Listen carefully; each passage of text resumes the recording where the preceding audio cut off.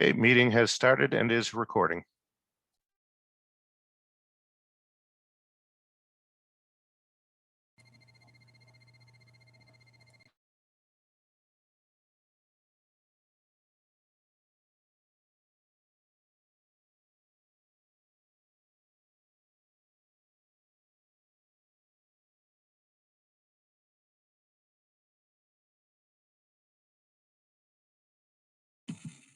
Do you guys actually see the presentation now? So looking at how many attendees we have, maybe we give it another minute or so and we'll get started. Give Barbara a little bit of extra time to jump back into.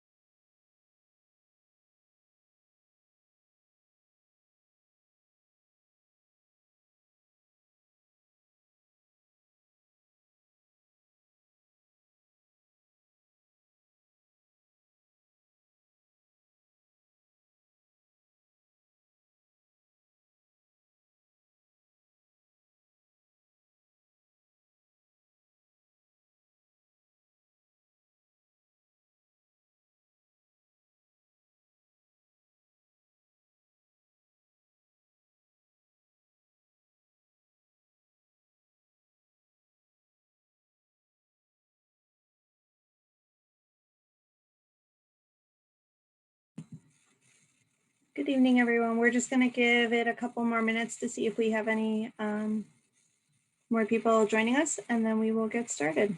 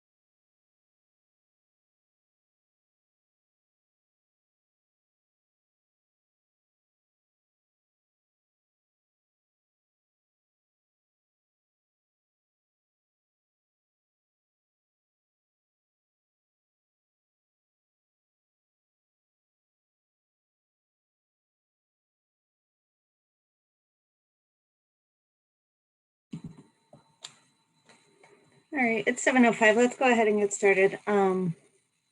I would first of all like to thank everyone for joining us tonight to talk about Obear Park and what the city is looking to accomplish. My name is Lisa Chandler. I am the assistant city engineer, and I am the project manager on behalf of the city here. So we would just like to get started and thank everyone for taking time out of their busy schedules to join us this evening. Also from the city is Emily Hutchings, the assistant city planner. So she is going to be helping me kind of get to everyone's questions towards the end of the presentation and get kind of just take a hold of all of our feedback. We also have Brian Caulfield, who is from our consultant team, CDM Smith. He will be presenting some of the more technical aspects of today. And one of our project partners here, Barbara Warren from Salem Sound Coast Watch, is also here to help us tonight. We also have another project partner within the city with the Beverly Harbor Management Authority. So I saw that Paul Earl had hopped on the call, and we appreciate his help and his assistance in helping us move this project forward. Unfortunately, Councilor Rotundo was unable to make it this evening, but he has been heavily involved in the process thus far. And unfortunately, he just had a conflict and couldn't make it, but he has been kept well informed of our plans and the way we're going, as well as this Ryleside Civic Association has sat in on a number of meetings as well. And also we are pleased to be doing this project with the assistance of a grant from CZM and the state. So I do know that we have a couple of members of CZM trying to join us today. I haven't seen if, oh, there she is. So Julia is here, Julia Neisel, and we appreciate all the help and assistance that CZM has been able to afford us thus far in keeping us moving forward. So let's get started. We'll just see kind of tonight's agenda. So we will give you an overview of this project, kind of how we got here, the history of the park itself, the history of how we got to this project and the point that we are at. We'll give you kind of a brief insight on all of the different data points that we've collected and the means we've collected them and how that analysis has moved forward and shaped us. So after that analysis, we'll go through some of the current options we feel may be possible. They're in the concept level right now. So we are interested in hearing kind of the thoughts that you guys have on the way that we're headed and seeing what the future holds for Obear in the short term, as well as just the way that we will be trying to address all of our current concerns in the future. Just a little bit of housekeeping. There's a chat box. So if you have questions as they come up, if you wouldn't mind putting them in the chat box, Emily will be going through that and we'll be trying to address as many of the questions as we can at the end. We should have plenty of time for questions and answers. If anything jumps out at you during the presentation, certainly just pop a little question in the chat. If Emily feels I need to address it immediately, she'll let me know. Otherwise, we'll try to hold all the questions till the end. We are recording this, so it will be available to you after, and you'll be able to share it with people that you know might be interested but weren't able to join us tonight. So we are accounting for the fact that people are busy and might not have been able to join us tonight, but would still like to be involved in helping us move this project forward. So let's get started. So the city has done a number of coastal resilience plans throughout the city as a whole. So in 2017, we completed a coastal resiliency plan. In 2019, we participated in a municipal vulnerability preparedness study, which gained us the MVP status, as it is called with the state. And in doing so, opened our ability to attain a certain level of grants to help prepare the city in its coastal resilience efforts. In both of those plans, Obear Park was identified as a high-risk, high-priority asset by both city staff and the public. So we definitely took that to heart, that in two separate studies, it was identified by a large number of people as needing our immediate attention as well as attention for the future. As I mentioned, grant funding has become available through the state. So we were awarded a $58,340 grant through the Office of Coastal Zone Management for the feasibility study that we're here to talk to you about tonight. We were awarded that. We applied for that grant last June of 2020, and we were awarded it in the fall. And the goal of that grant process and the goal of this project as it is right now was to determine appropriate methods of installing natural protections necessary to stop the erosion and degradation of Obear Park. As you can see, so the park has been a well-used neighborhood park in use since the 1930s, since before World War II. The city has made a number of improvements to the park over the years, and it has been used and well-loved by a number of people in the neighborhood and elsewhere throughout the city. So the city definitely understands that it is of great importance to many people and that it requires our attention right now to make sure that we can protect it now and in the future.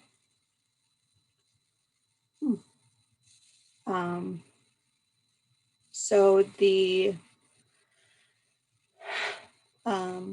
reason that kind of our attention was brought to this was a number of people had called our attention to the fact that the shoreline was eroding, and it's most noticeable at the recreational beach area. But we did also, in not being full-time users of the park ourselves, want to understand a little better what the neighborhood has been observing over time, what the neighborhood is worried about moving into the future. And so in doing that, we put out a public survey and a request for photos from the public. So both of those were released earlier this year, and the survey had 519 responses, which we were very pleased with. The majority of responses were from residents, but they did have a few responses from people just outside of Beverly residents that still come to use Obear, either for fishing or kayaking, or even some people just like to use the beach. So we took all of those results that we were able to collect, and it really helped us in taking a look at both that and the coastal engineering analysis to really see where we were looking to go moving forward. So some of the results that we found were actually quite interesting. So one of the things we were looking for was the kind of various ways that people like to use the park. Obviously, the number one response was just to walk around the park. It is a beautiful landmark within the city of Beverly that offers great views. So it makes sense that people like to just be out in nature and enjoy it, especially given last year and everyone being pent up in their houses. A number of people also like to play on the beach and gather with their friends.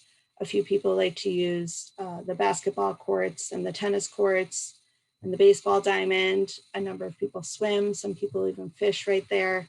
And then a large number of people also use it as a kayaking push-off point. The city does have a kayak rack located at the park that is actually filled to capacity. So we do know that people use the park in a whole manner of ways. Another thing that interested us was how people are actually getting down to the water. And we included this map in the survey just so that we can kind of corral all of the answers to make it easier to analyze.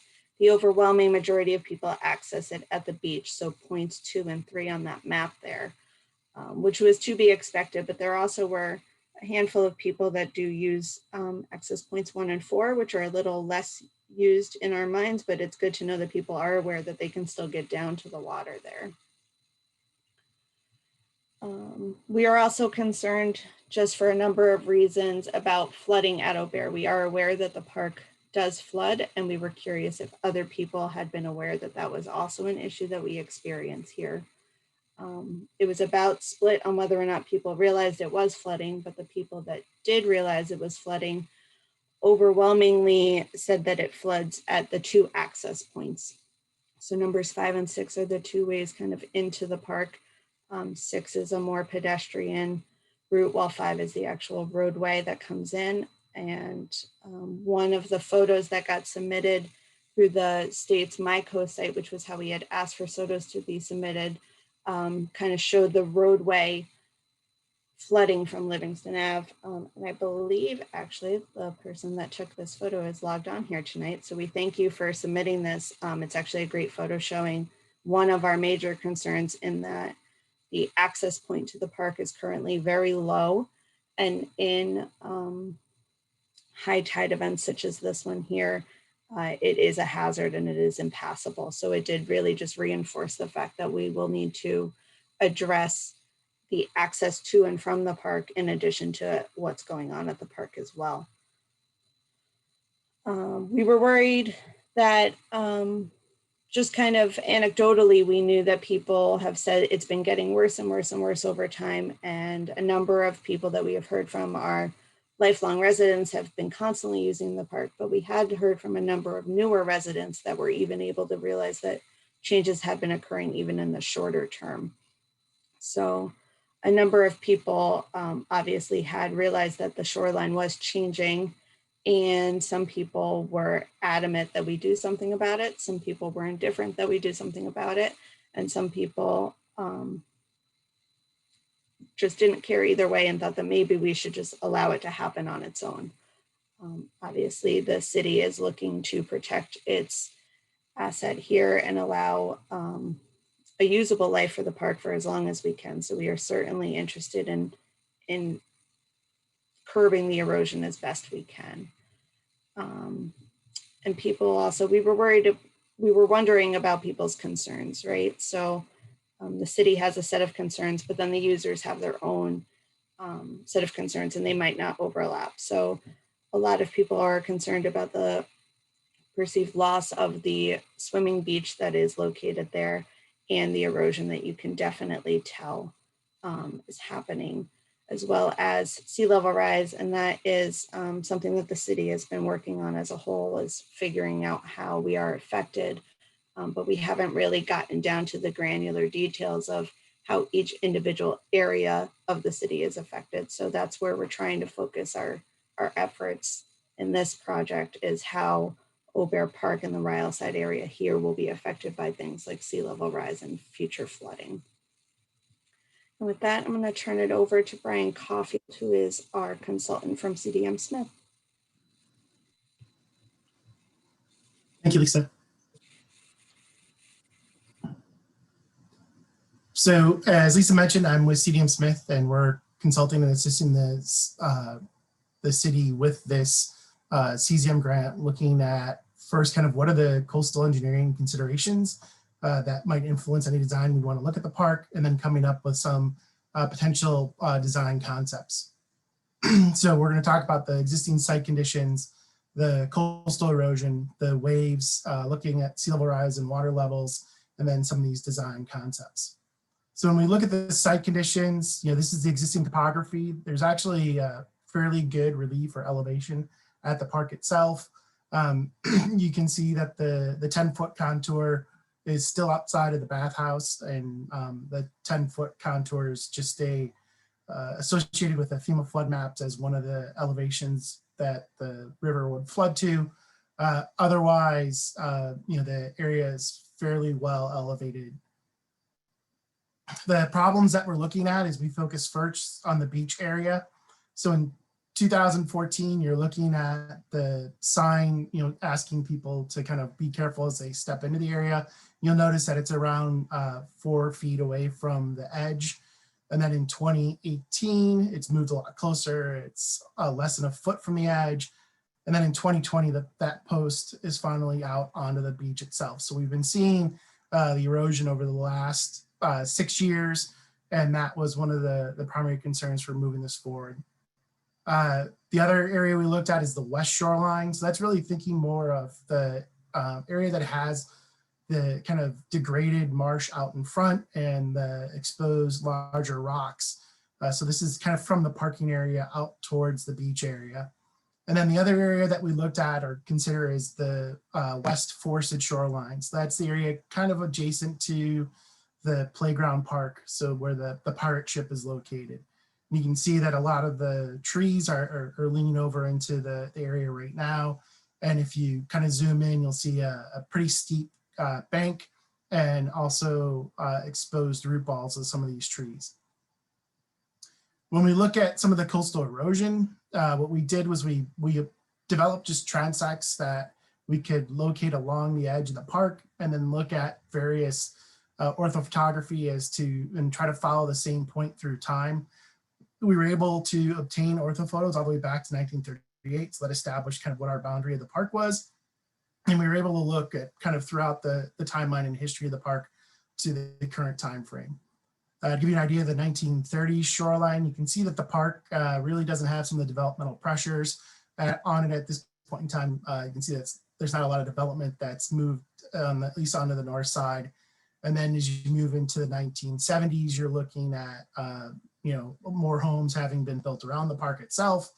And then finally, in the 2013 photo, you kind of almost at build out. You've reached the maximum number of properties. And throughout time, you can kind of see that the shorelines have been moving all around the edges of the park. Based on the analysis, we saw that the park edges were moving on the order of about 1/2 foot per year. And so that's just a number that gives us an idea of how much loss has happened throughout time. When we looked at waves, so these are one of the thought processes, one of the large wave energies could move sediment transport and move sediment around.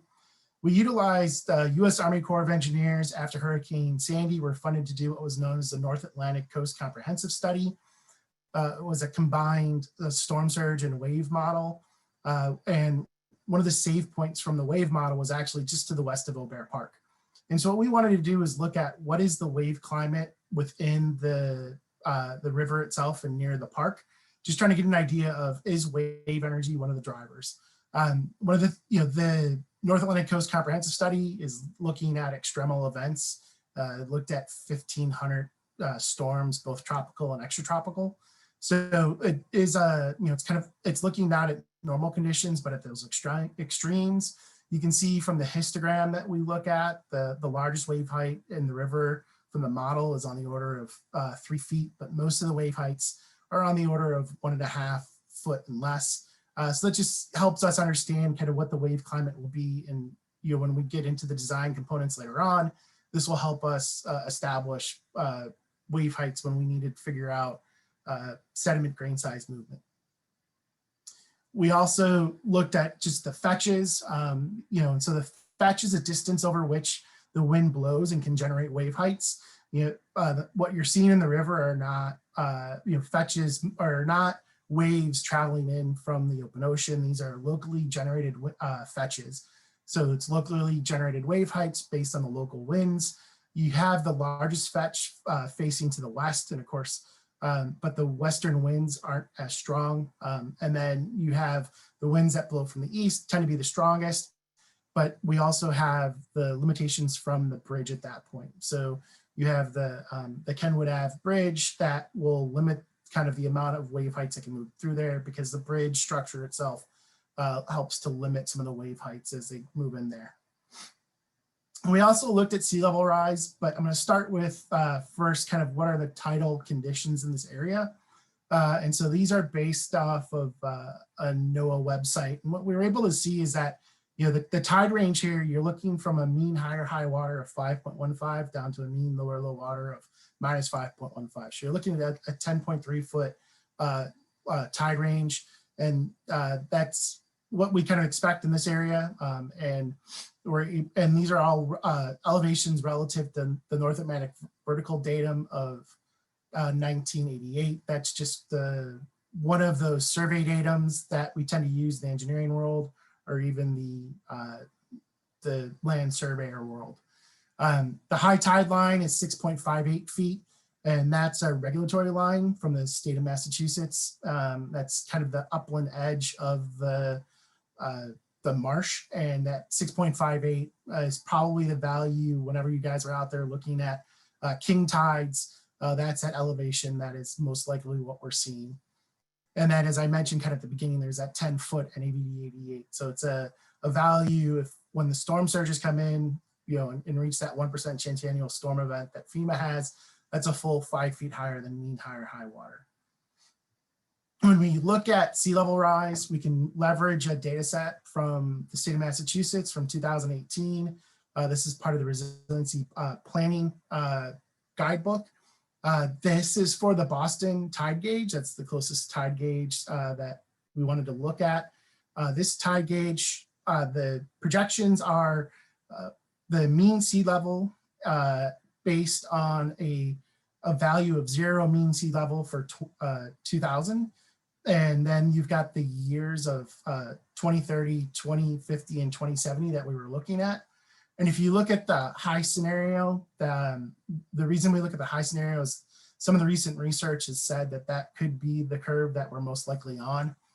You can see that mean sea level for 2030 is projected at being at 1.2, that in 2050 you're looking at 2.4, and at 2070 you're looking at 4.2. What you do then is we could think of this as kind of like a bathtub model going forward. So if we were to look at those similar rates, or look at the shift of mean sea level as also being the same value as the shift in mean high water, we kind of looked at inundation maps. And so you'll see a yellow line that is representative of the 0-foot contour, and that's just there visually to help you kind of understand or grasp the changes. So this is that current mean high water of 5.15, or this is mean 4.57. So, and then you look at the variations at 5.77, 6.97, and you can start to see the impacts, as Lisa talked about earlier, the closing off of the access road, and then the potential of more inundation of the marsh plain as part of the 2070 flooding. So now we looked at the design concepts. Once we got through all the engineering analysis, what we looked at, as I mentioned, there's those 3 problem areas. Along the beach, what we wanted to do was try to control the access points. We felt that a lot of the erosion that was occurring was because people just choosing where to walk over. And what we want to do then is try to control access by 2 walkways of a coarse grained sediment, looking at a central area and then over by the kayak rack so that people can still access the water easily with their kayaks. We also then looked at installing a vegetated berms using some core logs on the offshore end. Core log is it's basically a fibrous material associated kind of with coconuts that you can combine together into a log, and then that acts as kind of a resistive, or it has some resistance to water and some resistant ability to kind of grow material as well and act as a stratus. That's one of the reasons we think of using that. And then we also want to include some no-mow areas. And so we're hoping that then you're able to channel people accessing the beach through certain areas and not have them walking over all of the edges and trying to stabilize that edge. And then as we looked at the west shorelines, that area closest to the beach area, we're looking at potentially installing two rows of core logs, backfilling and potentially planting that area.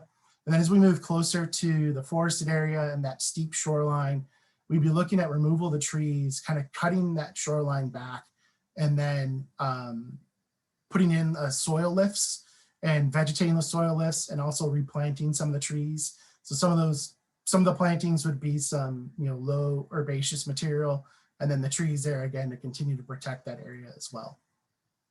An idea of what we think this vegetated berm that we would design for along the beach edge.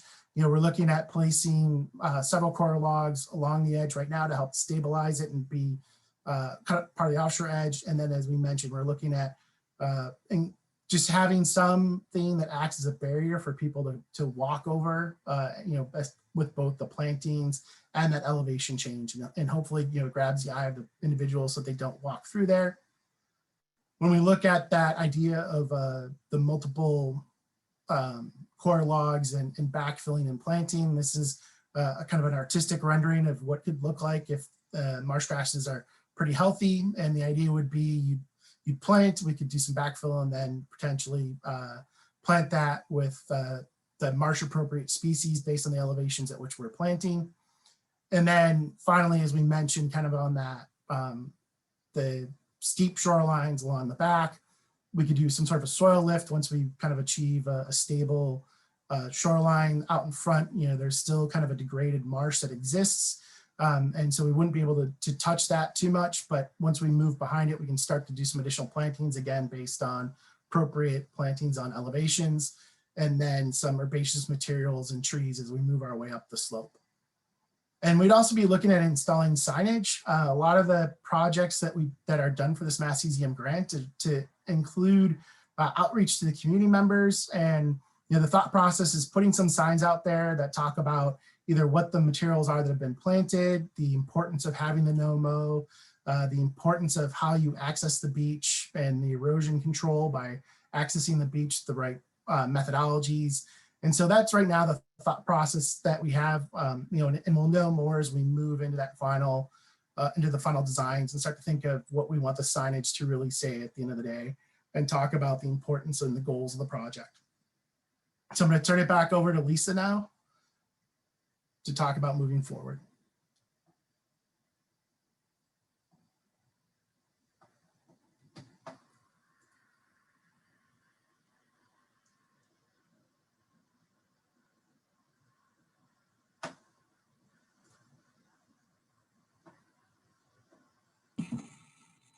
Thanks, Brian. Just need to-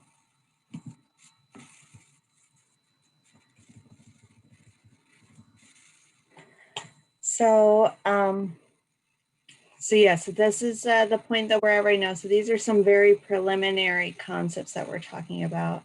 We still have to move these into a more concrete concept design phase. So things could change in the next 2 months before we're done with this project. They could change in the design and permitting phase once we've really brought these closer to a construction document, but the basic principles aren't going to change, right? So using sediment and grasses to establish a secure shoreline is just a common avenue that we're going to explore here. We're definitely interested in utilizing a heavy public education piece in understanding why we should be utilizing the main access points and how we can best help the park survive by only using kind of where we're channeling people to, and to not be climbing on these berms and allowing them to establish. The success of this project is really going to come down to the city as well as its residents, and being able to just understand how important it is to get these edges to just establish with some deep rooted grasses, so that when the park floods, even though it becomes inundated, when the waters recede, it won't be washing away all of the sediment we have there. If we can get some good mature growth there, then the flooding becomes less of an issue for the long-term success of the park. So the concepts might be tweaked. We might add some, we might drop some off, but the basic premises of how we're trying to tackle this problem are here. And we're looking forward to fleshing these out in a more design, constructible, permitted way. So what do we do now? So we continue our education and our outreach. We try to get the school children involved, right? Because I know my children would love to climb on a vegetated berm and go crazy and play at the park. But the more that we can bring everyone into understanding what we're trying to achieve here, and understand that we want, for everyone's benefit, we want future generations to be able to use this park just the way we use it today. So how do we get that to work best for everybody? So for right now, we are finalizing these concepts, and we have, as I mentioned at the start of the meeting, we've recorded this thus far, and we will be making this recorded presentation as well as just the slides themselves available to the public. And we're asking for feedback. So that is my email address that you can see right there. And I encourage anyone that has any comments or questions or ideas, just to send me a quick email with anything that might be. We're looking to take kind of any ideas you guys have, share the ability with anyone that you know that might be interested, that wants to to find out more, just reach out to me directly, and we'll be taking kind of the month of May to analyze all the feedback we get. Our partners at Salem Sound Coast Watch are assisting us in pulling together some story maps that really show kind of the process behind everything we've done and the way we're headed. It'll include some more finalized concept drawings and some kind of artist renderings of where we really feel we're headed with this project. And we're hoping to be back before you in June with a second public forum that kind of presents those story maps and presents really where we see these concepts going. So we'll look to wrap up our feasibility study in June and get that to CZM as our final deliverable. And we are currently looking to be applying for another grant from CZM within the next couple of months to move these concepts into the design phase. So the city is very interested and involved in getting this project moved forward, but we are utilizing available grant money to kind of support us in getting this done. And in doing that, the timeline for this project is going to be a little longer than some might hope or want, but we are looking probably at about 2 or 3 years by the time we'd be out here constructing anything. The permitting for projects of this nature is very involved and very lengthy, and that's exactly the way you want it to be. You don't want things rushed through. You would like things to succeed. You want all of the regulatory agencies the chance to weigh in and lend their expertise to make these kinds of projects successful. So in no means does it mean that because we're not out here in the next 6 months building something that we don't care. It's just we have to take the proper steps to be moving forward. And in doing so, we definitely will be back multiple times to gain insight and input from the public for every step of the way. And we're hopeful that if we can secure another grant from CZM, that we're back in the fall, kind of moving some of these concepts we were talking about in this phase into an actual final design package. And at that point, you'll really get a sense for what we're looking to achieve here. So at this point, I think that's kind of where we're at with our presentation. And I know that there's been a couple of questions coming in. So let's say, Lisa, maybe we want to look at the questions in the chat and answer those one by one. And then if anyone wants to raise their hand, we can recognize them if they want to speak and ask questions personally. sure. So the first question we have is from Tara. It's for Brian, and she says, have you considered or modeled the use of oyster reef or replanting of Spartina? There do seem to be oyster shells in the area, which may be coming from some other location, but there definitely are some Spartina patches that pop up yearly and then die out during the winter. So we did think about oysters. One of the issues we have is that we are in a degraded watershed. And so trying to do something that has the potential of recruiting oysters, anything that could be potentially eaten. So if someone were to actually go out and collect the oysters that would grow there, it's one of the things we're trying to avoid. So we're kind of adhering to what the current status of the water quality is in that part of the river. Right now it's not allowed for shellfishing. So if you recruit oysters in and someone does start to shellfish, even though you're not supposed to, there's the potential of health to human, health to humans or human health issues. So we want to make sure that we're not causing any problems there. And yeah, it is that the Spartina that we're looking as one of the potential plant species to replant when we look at putting in those core logs and trying to increase the overall width and protective capabilities of the marsh plant out in front. So, that'd be along more of that western edge, both the western shoreline and also the western forested shoreline. Awesome.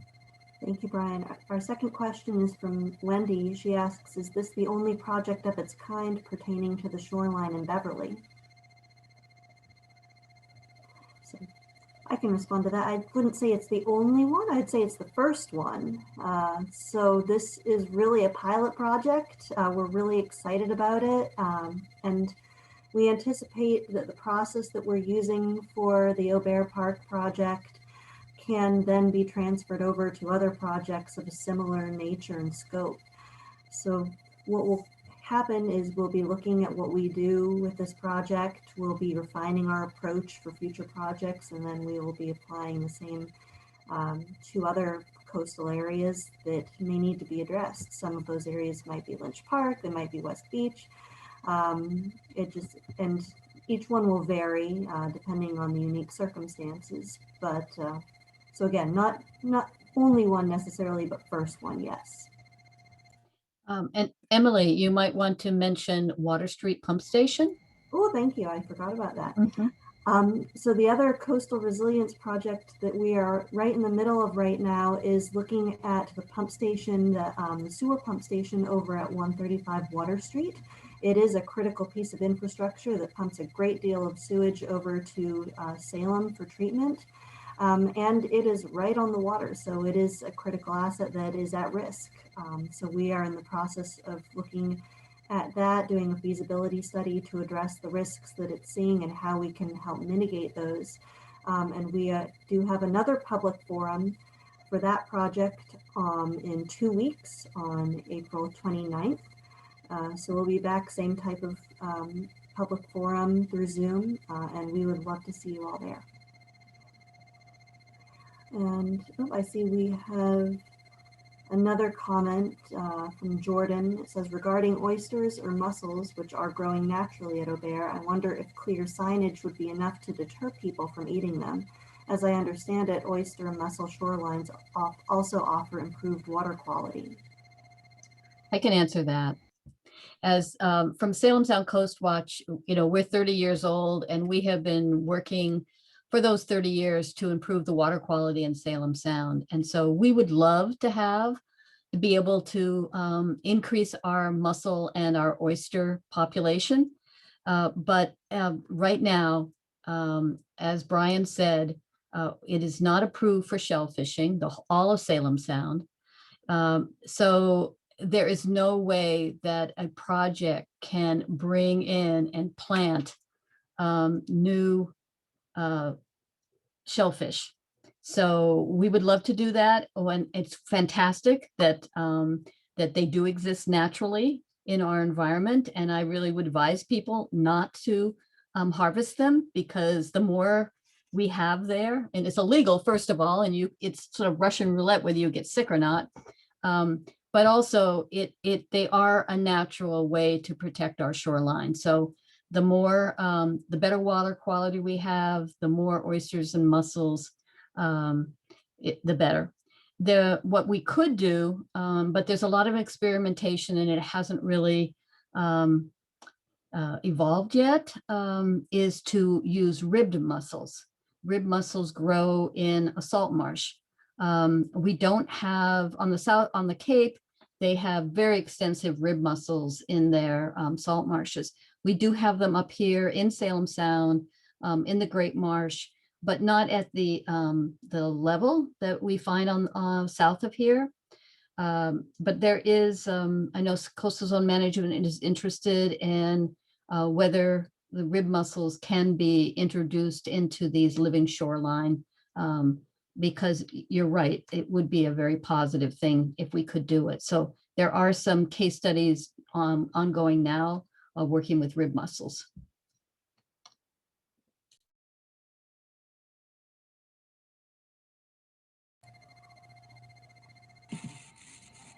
Thank you, Barbara. And yeah, that's part of one of those things that we will still be evaluating all of these ideas as we're moving forward. And that's one of those things. Nothing's completely off the table yet, but it takes a lot of thought behind it to figure out how we could best help that to succeed here. So that's a conversation for when we move more into the design phase. But yes, I applaud you all for actually kind of thinking outside the box a little bit there. So this is actually a great conversation. And then we actually have one comment here from Michael that I I'd like to read because I enjoy it very much. So it says, I support your approach. I believe 95% of the shoreline protection should be stabilized by core logs and a transition of obligate to facultative wetland species from shoreline to upland. Pragmatically, the other 5% might best be stabilized by more hardscape where pedestrians and water vessels can gain access. Signage should be simple so that people take the time to read them, and stewardship of this valuable resource should be emphasized in the signage and in public outreach, which is pretty much a summary of exactly what we're trying to do here. So I appreciate that comment greatly. And yes, so the more kind of ownership that the public can take charge of and understanding why we're doing what we're doing here, and how we all can help protect Obear Park, I think the better off we'll all be. We're very fortunate in Beverly to have a very involved community, especially in these coastal matters. We've been doing a lot of coastal studies over the years, and we've always gotten very great participation and responses from the residents. So we're grateful that this is similar in that everyone's very upbeat and in trying to figure out kind of the best way for everyone involved. So we thank you all for taking time to be here and to provide your comments. That's all there is in the chat. I don't know if anyone kind of is just thinking of something and would like to raise their hand to speak. I will say that there was one comment from Wayne Miller, who said that we should be calling it a climate crisis rather than climate change. And certainly at Salem Sun Coast Watch, we are using that term more and more. And I think most people are beginning to agree with us. So thank you, Wayne.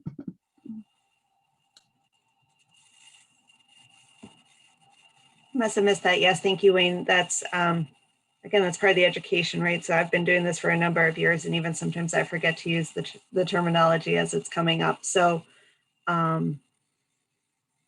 if nobody else has any other questions, I mean, I'm happy to hang around if people just want to ask things one-on-one, but that is my email address right there on the screen still. So any comments, feedback, you wake up in the middle of the night with just your grand ideas of what could be done here at Obear Park, certainly send me an email. Tomorrow on the city's website, the link to these slides as well as the presentation itself will be made available to the public. So you can always refer back to that if there was something specific you wanted to look at again. Tell your friends if they couldn't make it tonight and they really want to see what we were talking about or anything like that.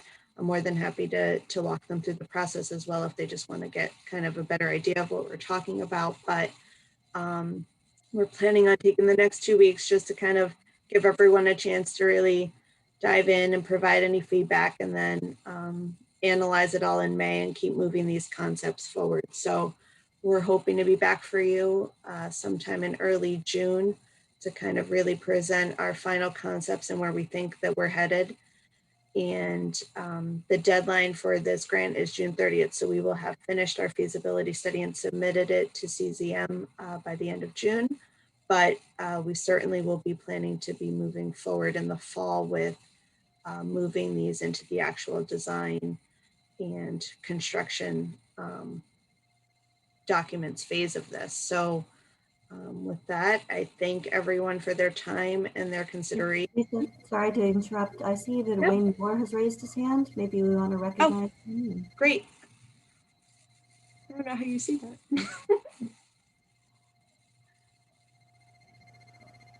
Russ, is there a way we can turn on Wayne? Yep, there we go. Is that working? Yep, we can hear you. Yeah, just as I was looking at this picture, the discussion of oysters and mussels, I understand that we've lost a great deal of eelgrass, and that the loss of eelgrass is what is causing the loss of mussel beds. Is that correct? No, I think that's oh, am I still muted? No, I think that's a bit of a stretch. We are concerned about eelgrass. Like actually, Beverly has one of the best eelgrass beds in Massachusetts, going from West Beach across to down towards Dane Street. It's a really, really healthy eelgrass. So there's oysters and then there's mussels. If you go down to the Beverly Pier, it's covered in blue mussels. So where we lost mussels was from the shoreline back in the 90s, end of the 90s. I believe, and it hasn't been proven, but that was when the Asian shore crab came in. And we monitor every year, and just in the last 2 years, we're beginning to see young recruitment. The first year actually surviving, and generally all we've seen is the larger mussels that the crabs can't eat. So I think anything in biology in the natural world is complicated. There's always multiple components, elements. So I'm more concerned about American oysters. Those are much rarer. What we're seeing now is the European oyster, but our American oyster is really heavily diminished. So eelgrass is a nursery for shellfish and larvae and juvenile fish. So we are always promoting eelgrass. I don't think there was ever eelgrass in Danvers River, but certainly out along the Beverly Shore, we have really wonderful eelgrass beds. So probably too much you wanted to hear, but could talk for hours about it. Any more great. questions Thank on you. that? No, but thank you.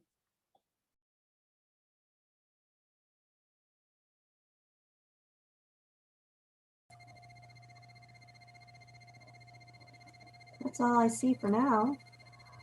But I think also if you'd like to be kept up to date, we send these information about these meetings out. We post them in as many places as we possibly can. On the city website, we try to get some press releases out there, share it with the local news, and with as many groups as possible. But if you would like to receive this information directly, please also email us and we'll put you on a list specifically for this type of project. So we won't send you everything, just for these coastal resilience projects.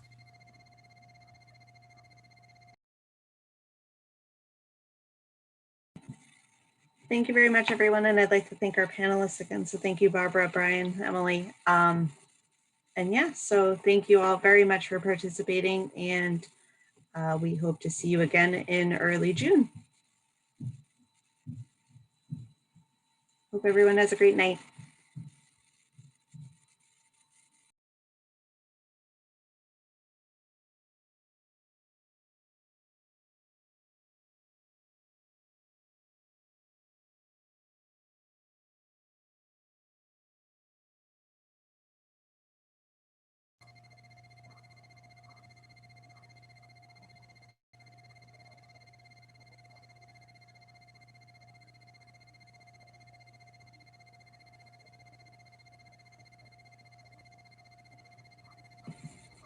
Thank you, Emily. Thank you. All right, I think we're good to stop recording. And Russ, is it possible to save the chat?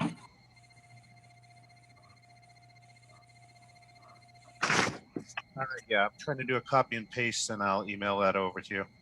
That's fantastic. Thank you. And recording is off. Thank you.